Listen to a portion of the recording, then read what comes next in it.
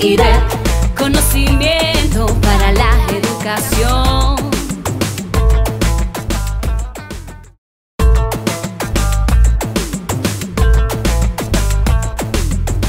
El acompañamiento que el IDEP está apostando con este tipo de experiencias es que los maestros se puedan mirar a sí mismos, puedan mirar otras experiencias que están trabajando en la misma línea o en líneas complementarias, y que ese verse, ese mirarse a sí mismo y revisar las experiencias las moviliza en un sentido desde todas luces positivo.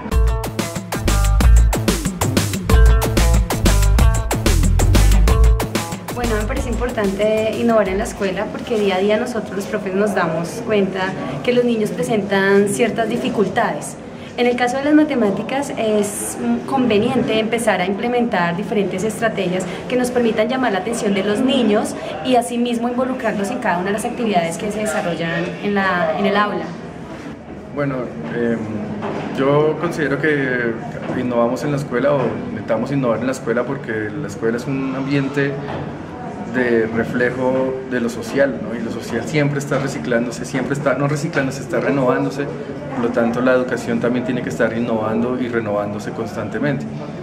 No podemos quedarnos en tradicionalismos ni mantener viejos esquemas educativos. Innovar en la escuela se hace necesario en esta época precisamente para romper todos los paradigmas de lo tradicional. A veces el mismo sistema educativo nos obliga de alguna manera a seguir ciertos conductos regulares que nos llevan de alguna manera a castrar la educación, y viéndolo desde las artes, que posibilita precisamente la expresión, pues no podíamos seguir como dentro de ese mismo espacio sin libertad. Obviamente hay una metodología, pero innovar en ese caso hizo devolvernos a lo humano, que realmente es el punto central de la educación. Nosotros como agentes de cambio y los chicos como esa materia prima que se puede de alguna manera ayudar a transformar, no los docentes que tienen el dominio del conocimiento, sino esos que están de alguna manera de forma horizontal con ellos para acompañarlos en su proceso educativo.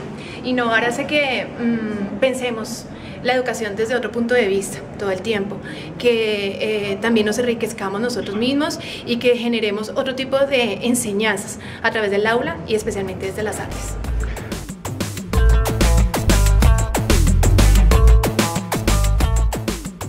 Varios estudios han mostrado que cuando nosotros usamos nuestro cuerpo es mucho más fácil para nuestro cerebro para aprender diferentes conceptos. Involucré el baile porque considero que es algo que a los niños les gusta hacer, a los niños les gusta bailar mucho.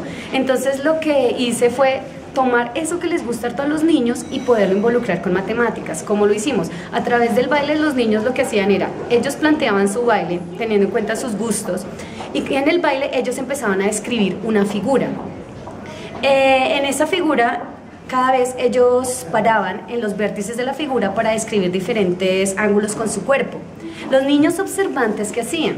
Los niños observantes tenían 4 tareas. La primera, identificar la figura que estaban haciendo los compañeros. La segunda, ubicarla correctamente en el plano cartesiano. La tercera, identificar los ángulos internos de la figura. Y finalmente encontrar el perímetro de la figura. Entonces era importante hacer el baile porque eso le llama la atención a los niños. Cuando un niño hace lo que él le gusta y lo involucramos con otras áreas, es mucho más significativo para el estudiante.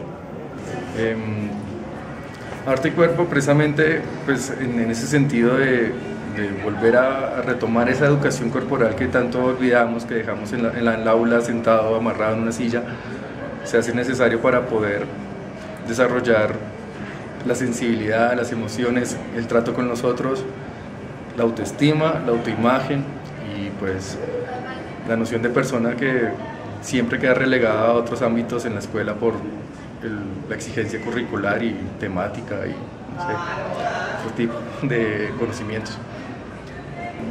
Creo que no puede estar separado en ningún momento. Creo que arte y cuerpo son uno solo, y escuela por ende también. No podemos entender las prácticas artísticas si no se entiende que hay una corporeidad implícita en cada cosa que hacemos.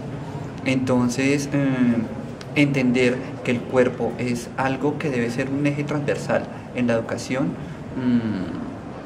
haría que desconociéramos que estamos trabajando con seres humanos.